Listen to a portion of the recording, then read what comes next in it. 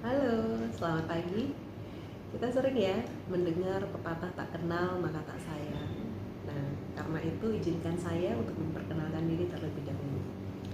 Oke, nama saya Ari Ananda Putri. Saya merupakan dosen program studi Diploma 3 Manajemen Transportasi Jalan di Politeknik Transportasi Darat Indonesia (STTD) yang berlokasi di Bekasi, Jawa Barat. Spesialisasi saya mengajar pada mata kuliah rumpun bidang perencanaan transportasi, yaitu mata kuliah Sistem Tata Guna Lahan dan Transportasi di semester ganjil, serta Teknik Analisa Perencanaan Transportasi untuk semester genapnya.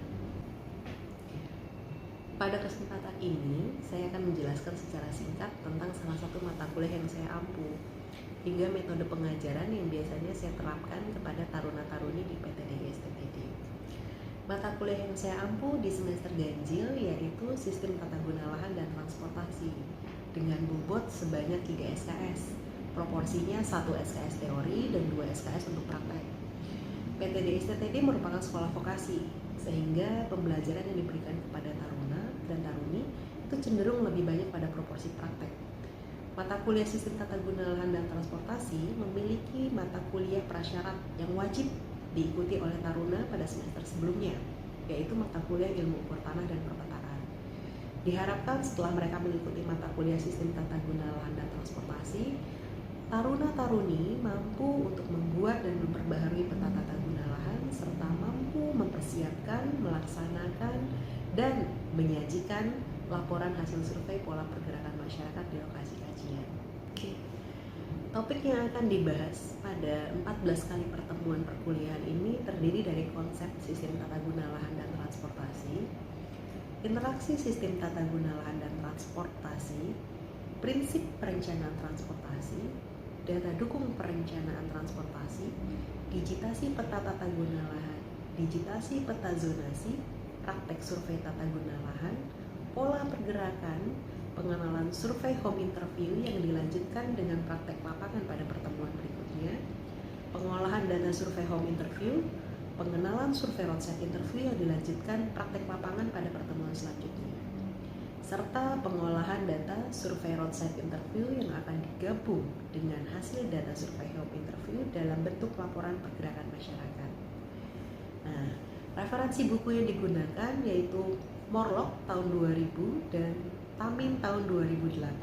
Teknik pembelajaran yang digunakan yaitu gabungan antara teknik demonstrasi, tanya jawab, dan tugas mandiri atau kelompok, di mana saya akan memberikan simulasi dengan suatu contoh studi kasus, lalu akan saya kombinasikan dengan sesi tanya jawab selama berlangsungnya demonstrasi tadi, sehingga taruna-taruni bisa langsung menanyakan terkait hal yang kurang jelas atau kurang mereka pahami dari studi kasus yang saya simulasikan.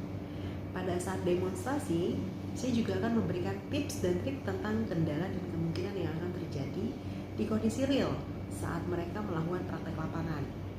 Setelah itu, biasanya saya memberikan tugas pendalaman materi dengan contoh kasus yang lain agar mereka mampu untuk mensimulasikan suatu mini kasus sebelum terjun ke lapangan. Media pembelajaran yang saya gunakan yaitu Zoom Cloud Meeting selama pertemuan online atau langsung ke kelas untuk pertemuan luring. Selain itu, taruna-taruni juga saya berikan bahan ajar digital yang bisa diakses melalui YouTube channel Urban Transport Academy. Dengan adanya bahan ajar digital ini, mereka bisa mengulang kembali simulasi studi kasus ataupun materi yang sudah disampaikan saat pertemuan di kelas tadi. Selain itu, media interaksi juga tersedia melalui WhatsApp group bagi yang ingin mengajukan pertanyaan seputar tugas, materi, maupun kendala yang terjadi di luar jam perkuliahan.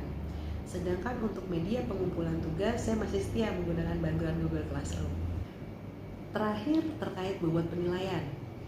Untuk mata kuliah Sistem Tata Guna Lahan, outputnya taruna-taruni harus mampu untuk membuat dan memperbaharui peta tata guna lahan dengan bantuan aplikasi perpetaan. Lalu mereka juga mampu untuk mempersiapkan, melaksanakan, serta menganalisis hasil dari survei pergerakan orang dan atau barang di lokasi kajian. Dikarenakan mata kuliah ini didominasi dengan praktek lapangan, maka untuk bobot penilaian tugas lebih dominan daripada hasil UTS dan UAS. dengan proporsi 40% untuk tugas, 30% untuk UTS dan UAS masing-masingnya. Berikut saya sertakan cuplikan video pembelajaran pada pertemuan ke-13 dengan topik pengenalan survei roadside interview. Jadi hari ini tema yang akan kita bahas itu terkait dengan survei roadside interview. Jadi apa yang harus kalian siapkan, bagaimana cara pelaksanaannya, cara menentukan samplingnya, berapa jumlah data yang akan kalian ambil, dan bagaimana cara mengolahnya itu yang akan kita bahas di pertemuan kali ini. Slide-nya sudah muncul ya?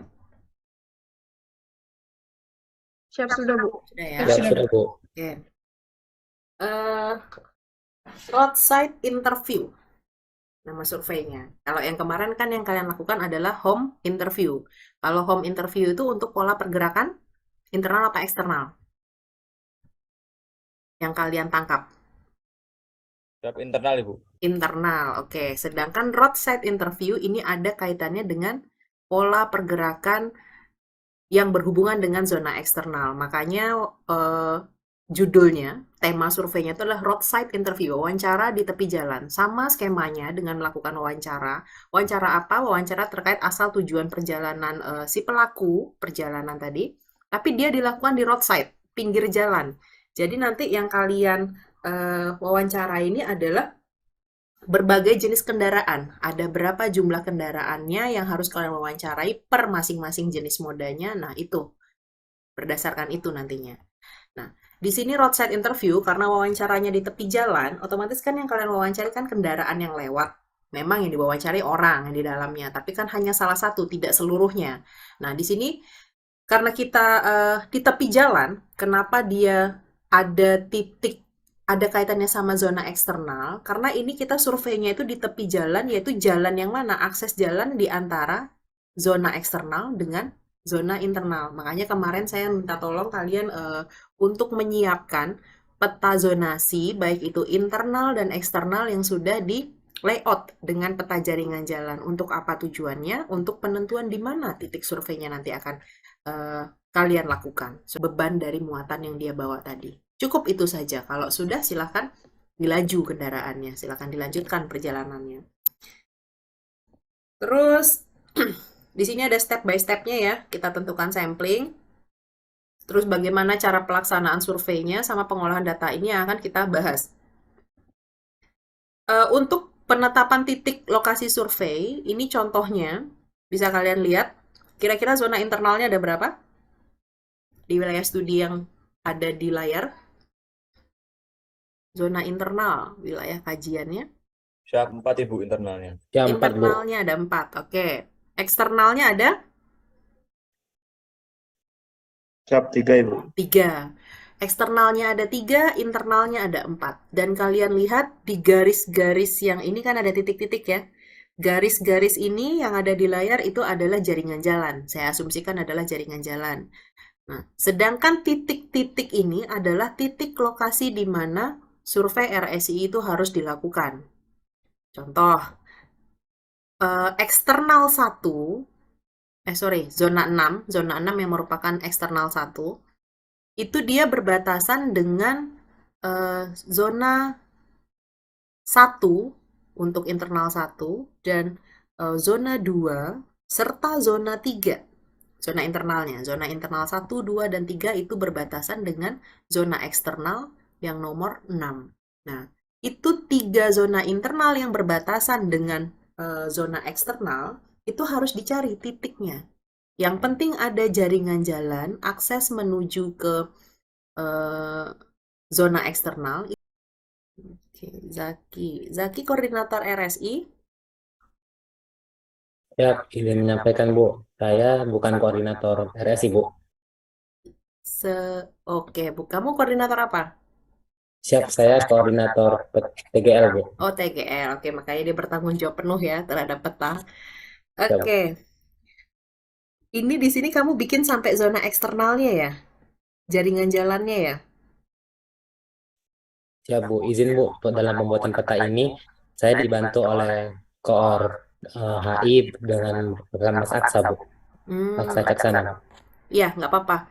Ini bagus sih, terlalu bagus kalau menurut saya. Terlalu bagus karena kenapa? Jaringan jalannya ini sampai jaringan jalan untuk zona eksternalnya sudah kamu buat sekalian. Padahal sebenarnya cukup sampai jaringan jalan yang terhubung aja, tidak perlu seluruh area zona eksternal ini kamu lengkapi dengan jaringan jalan. Tapi nggak apa-apa, ini malah jadi bagus banget. Nah, di sini saya koreksi sedikit ya. Untuk penomoran zona, satu, dua, udah dirubah belum sesuai area CBD-nya? Zona 1 adalah CBD-nya, yang pink ini. Sudah belum? Izin Bu, untuk zona 1 itu sudah CBD-nya Ibu, Bantar Gebang Ibu. Oke, berarti sudah dirubah, udah disesuaikan ya. Zona 1 adalah CBD, selanjutnya dilanjutkan penomoran dengan sesuai dengan arah jarum jam.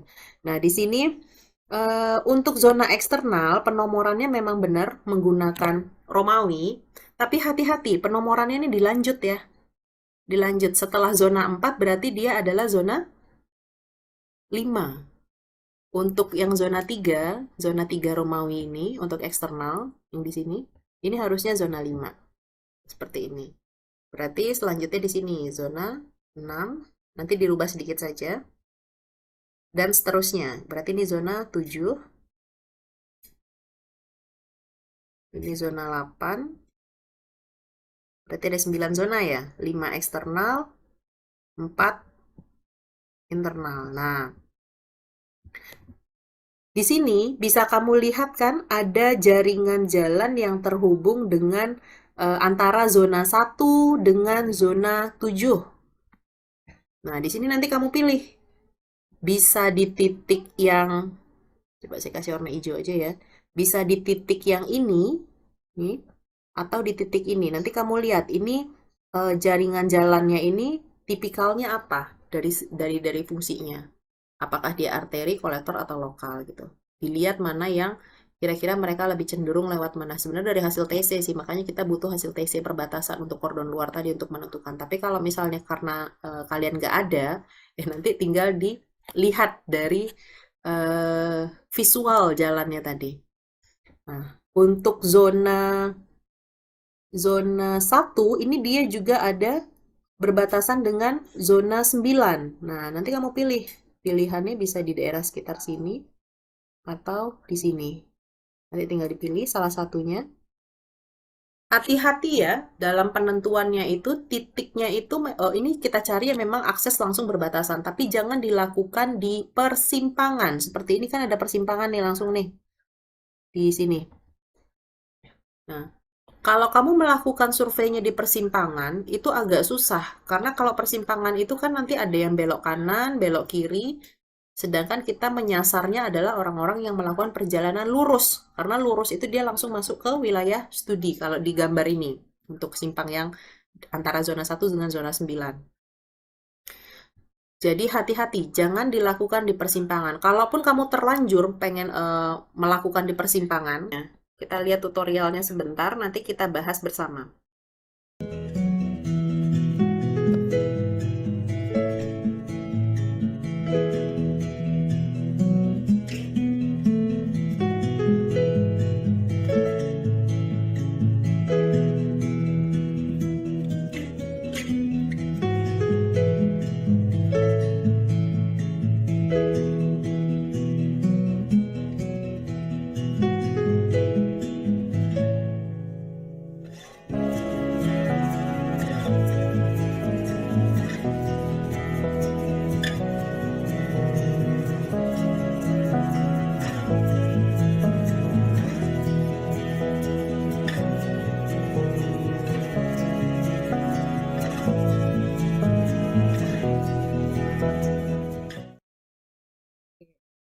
Kira-kira dari video barusan, itu tipikal kendaraannya ada berapa ya? Untuk survei roadside interview ini. Ada? Ada berapa? Kendaraan penumpang orang dengan kendaraan apa satu lagi tadi di videonya?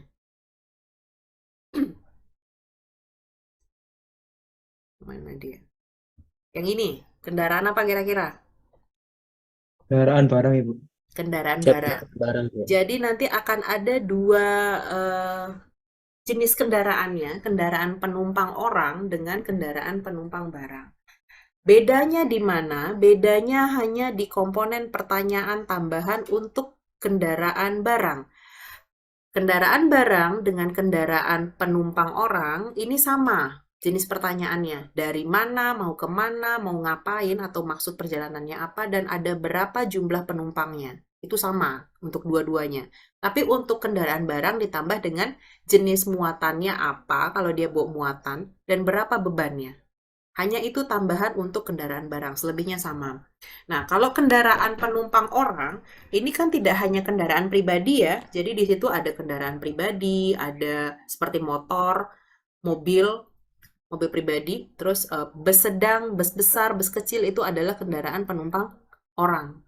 Untuk yang barang nanti tinggal disesuaikan. Ada truk sedang, truk besar, ada apa lagi, ada pickup. Pokoknya kendaraan yang termasuk golongan kendaraan barang seperti itu.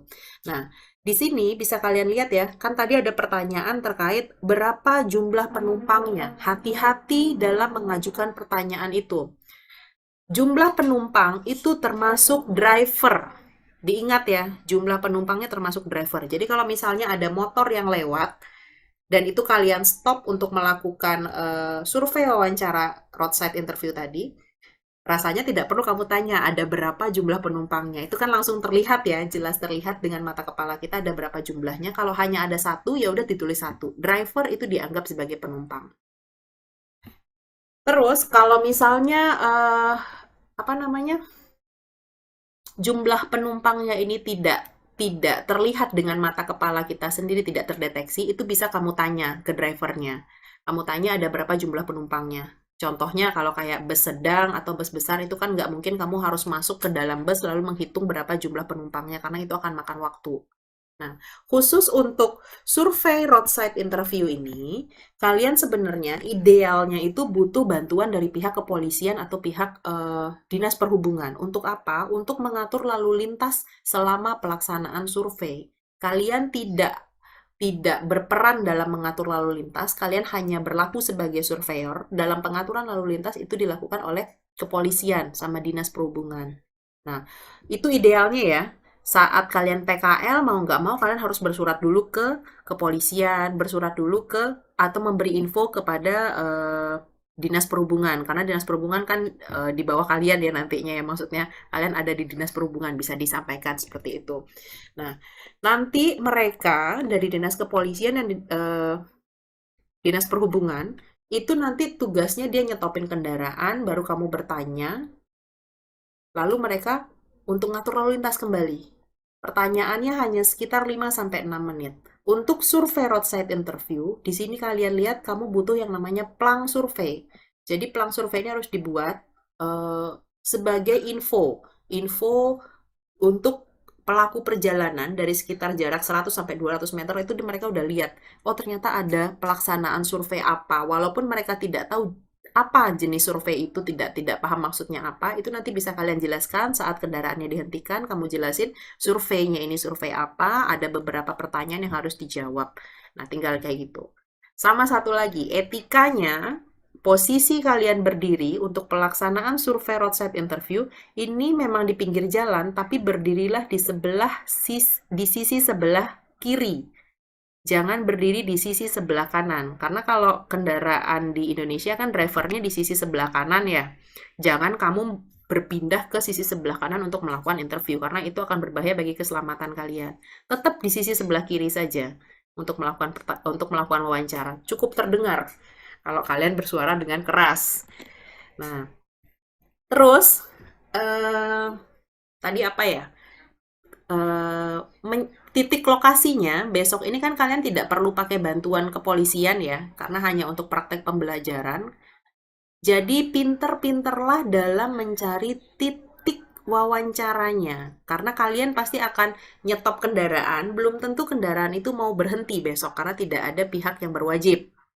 Caranya bagaimana? Carilah pom bensin di area perbatasan. Karena saat orang mengisi bensin, mereka pasti menunggu. Pasti mereka ikhlas atau rela untuk diwawancarai.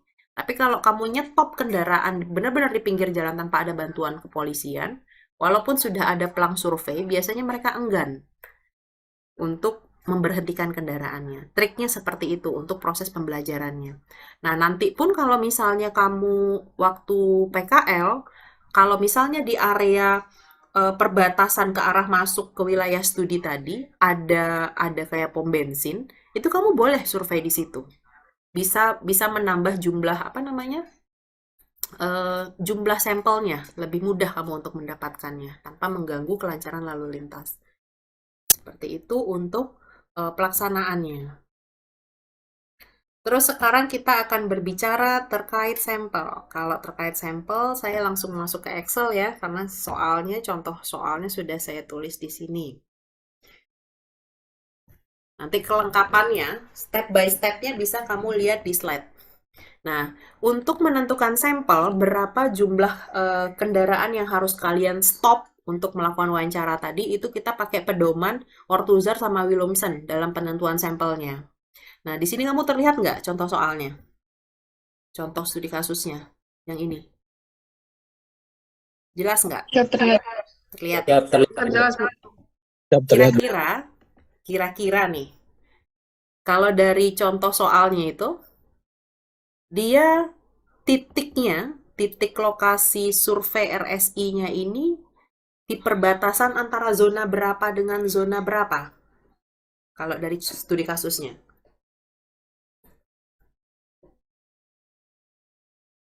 Satu peak. Bisa peak pagi, peak siang, atau peak sore. Itu yang dijadikan pedoman untuk penentuan sampelnya. Nah, di sini arah dari zona 1 menuju zona 6, kira-kira itu arah masuk atau arah keluar? Siap keluar, Siap Ibu. keluar. Keluar. Keluar. Oke. Itu komposisinya ini kan pasti dapat ya dari survei TC, karena TC itu kan traffic counting-nya itu menghitung kendaraan itu berdasarkan jenisnya. Nah, pasti kalian akan mendapatkan komposisinya. Ada berapa motorcycle, ada berapa mobil pribadi, ada berapa truk sedang, ataupun jenis kendaraan lain yang memang lewat di ruas jalan tersebut.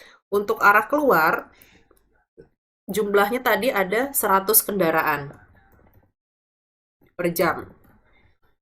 Komposisinya 20 motorcycle, 50 car, 30 truk sedang. Sedangkan arah masuk, yaitu dari zona 6 ke zona 1, berarti nanti kan TC-nya ada di dua arah ya, arah masuk dan arah keluar. Itu ada 40 motor, ada 50 mobil pribadi, dan 30 truk sedang. Totalnya 120 kendaraan per jam. Selisih 20 kendaraan per jam. Nah, di sini kita tentukan berapa nilai dari sampelnya. Berapa jumlah sampel yang akan kalian survei nantinya pada saat RSI. Arah masuk ini ada jumlahnya, arah masuk mana ya? 120 ya? Arah masuk 120 kendaraan per jam. Arah keluar ada 100 kendaraan per jam. Nah, kira-kira sampelnya berapa? Untuk masing-masing arah, ini dilihat volume totalnya ini dalam satuan kendaraan per jam. Jangan dilihat per masing-masing komposisi modanya. Volume peak.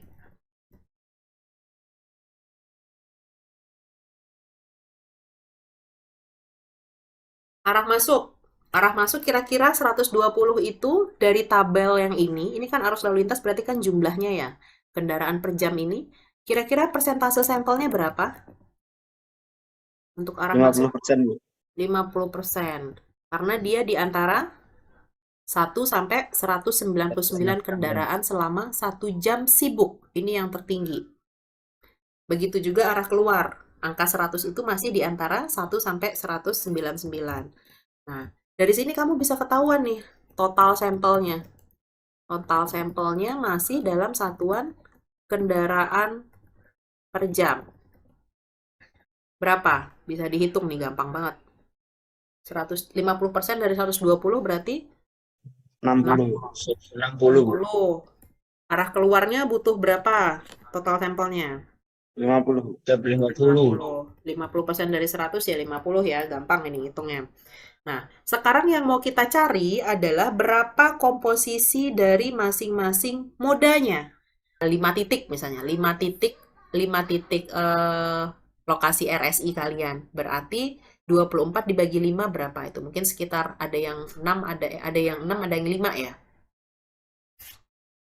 Ada yang 4, ada yang 5 ya. Ada yang 4 dan ada yang 5. Setiap kelompok. Ya udah, nanti ada yang 2 arah masuk, 2 arah keluar di setiap kelompok. Misalnya, di arah masuk titik pertama ada Danar sama Salwa. Dan ada 4 ya tadi ya, Zaki dengan Fadil. Ada 4. Danar, Salwa, Zaki, Fadil. Danar sama Salwa arah masuk, Zaki sama Fadil arah keluar. Danar misalnya aku pengen sampelnya motor aja. Ya boleh, 5 kamu ambil. Salwa, aku pengennya ada motor, ada mobil, ada truk sedang, semua jenis kendaraan ku ambil setiap sampelnya 1. Boleh, bebas. Kalian mau mengambil apa saja bebas.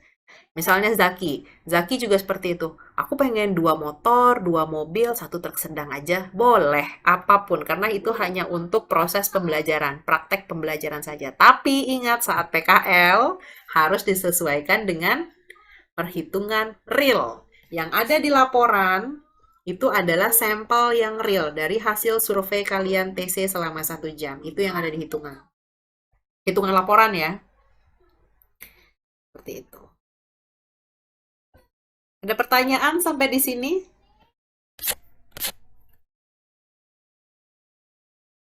Kalau nggak ada, saya yang ngasih pertanyaan. Kalau misalnya nih, misalnya doang.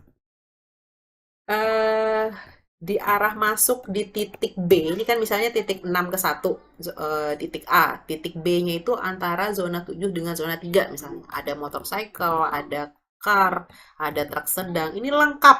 Ada truk besar, ada bus sedang, ada bus besar.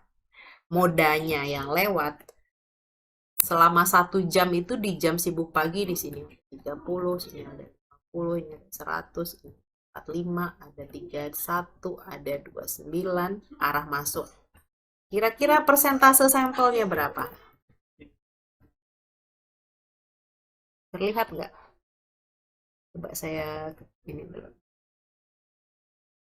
Yang ini. Ini pertanyaan dari saya. Arah Siap keluar 50%. 50. Kenapa gitu?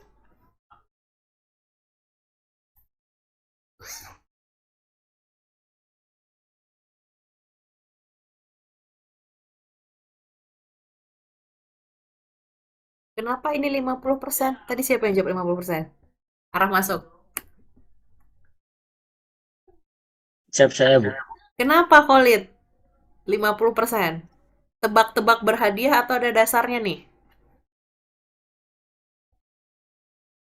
Karena di tabel yang atas ini, Bu, yang 1 sampai 199.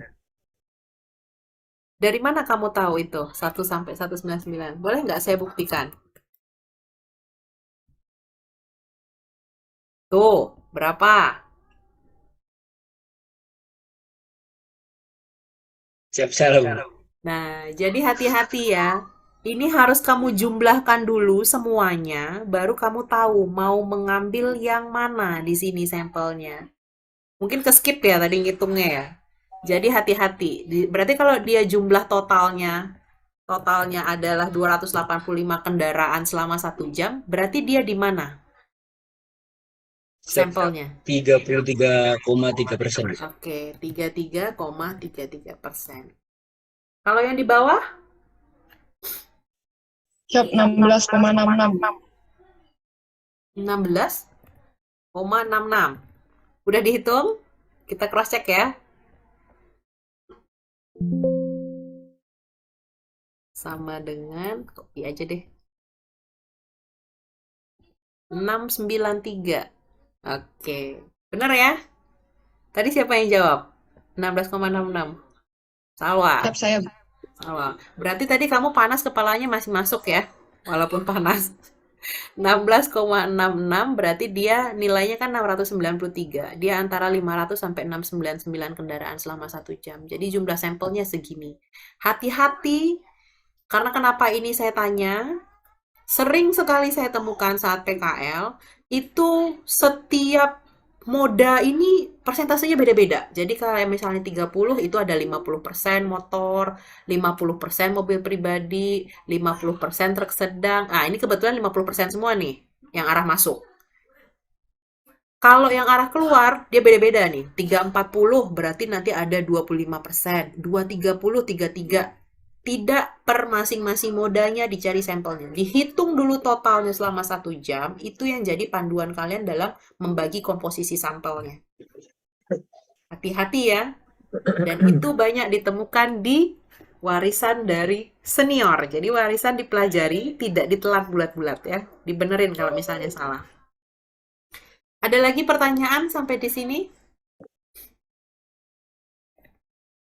Proposal udah belum? Izin Bu, izin menyampaikan Bu, Ya. untuk MTJ 2.9 Bu, untuk proposal itu sebenarnya udah jadi Bu, dan kemarin sudah menghubungi pihak rektorat untuk survei di minggu pertama kampus itu. Terakhir pengajuan proposal harus hari Jumat kemarin Bu, tetapi kami belum ada tanda tangan dari Kaprodi. Jadi untuk survei minggu pertama kemungkinan MTJ 2.9 belum bisa itu Bu. Mohon arahannya Bu. Coba aja di ini lagi, apa namanya, ditanya lagi ke prodi, karena memang kan ternyata nyangkutnya di prodi ya. Nanti kamu tinggal sampaikan ke pihak akademik seperti itu. Kalau misalnya dari pihak akademik masih nggak bisa, ya mau nggak mau gimana dong caranya? Kapan mau survei? Kalau minggu depannya lagi survei, udah nggak bisa. Kita sudah paparan hasil laporan kalian, TGL, HI, RSI, sehingga jadi satu laporan utuh pola pergerakan di wilayah studi kalian masing-masing itu udah harus dipaparin. Kalau kamu survei di minggu terakhir, ya kapan mau paparan? Bisa aja sih, biasanya kalau sebelum UAS itu ada 1 minggu tenang biasanya. Minggu tenangnya pengen digunakan benar-benar bertenang atau mau ada perkuliahan itu terserah kalian. Kalau misalnya nggak bisa ya saya siap-siap aja kalau di minggu tenang kita bahas terkait paparan dari hasil laporan pergerakan kalian. Jadi itu nanti tinggal di ini aja ya, di apa ya, kamu proaktif aja, lebih proaktif untuk nanyain sama prodi, tanda tangannya bagaimana, persetujuannya, biar kamu langsung hubungi dari pihak akademik. 215 aman? Izin Bu, izin menyampaikan untuk proposal dari TD 215 juga kasusnya seperti MTJ 29 Bu. Masih tertahan di prodi. Masih tertahan di prodi. Kalian ada yang di Bekasi? Siap. Nggak ada? Siap, ada Bu. Ada. Nah, kalau ada, minta tolong sama teman-teman yang di Bekasi. Jadi nggak harus koornya. Kalau koornya memang lagi nggak di Bekasi, ya minta tolong sama teman yang ready di Bekasi. Tapi kalau misalnya ada nih, kemarin ini kelas berapa ya? Satu kelas itu nggak ada yang di Bekasi sama sekali. Belum ada yang menuju Bekasi, belum tidak ada orang Bekasi. Akhirnya saya sarankan, coba hubungin teman di kelas lain yang memang standby ya. Maksudnya ada yang orang Bekasi atau sudah standby di sini. Minta tolong sama mereka kalau hanya untuk sekedar pengajuan proposal seperti itu. Prosesnya. Ada lagi pertanyaannya? Cukup? Kalau cukup, saya tutup. Saya tutup, nanti kamu bahannya saya share. Untuk apa namanya, Excel-nya tidak saya share. Nanti kamu bikin Excel sendiri.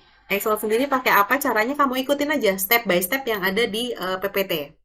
Pakai cara kita yang tadi. Belajar untuk mengkoreksi dari awal, untuk bikin sesuatu dari awal. Jadi kamu tahu di mana selahnya nanti. Oke? Saya rasa cukup. Terima kasih atas atensinya. Selamat sore. Assalamualaikum warahmatullahi wabarakatuh. Waalaikumsalam. Langsung saya tutup dari sini ya. Iya, sama-sama. Ya Bu. Demikianlah pernyataan diri saya di bidang pengajaran. Untuk video yang lebih lengkap dapat diakses melalui YouTube channel Urban Transport Academy. Oke, sedikit penutup dari saya. Bukan Netflix bertabur hiburan acara, film dokumenter hingga drama Korea semua ada.